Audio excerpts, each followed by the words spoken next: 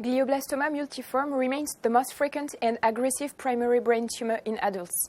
Despite aggressive treatments based on surgery followed by radio and chemotherapy, GBM is associated with an extremely poor prognosis and a median survival lower than 15 months.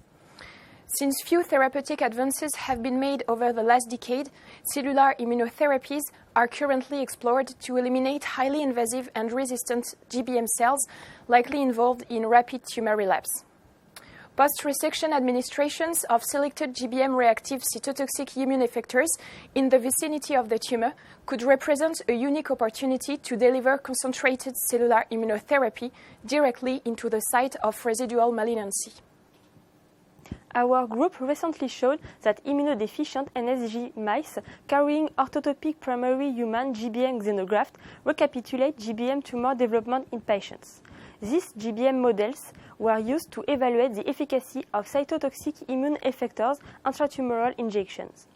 This protocol describes our therapeutical process based on, first, the isolation and amplification of GBM-reactive immune effector cells, second, the preparation of these effector cells for intracranial injection, and third, their stereotactic injection at the tumor site within the mouse brain.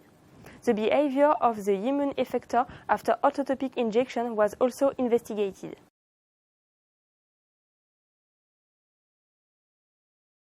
Three weeks after PHA feeder stimulation, effector cells, which form cell clump in the bottom of the flask, should have returned to rest state and are ready to be used. After checking effector cell count, resuspend and collect cells in 1/5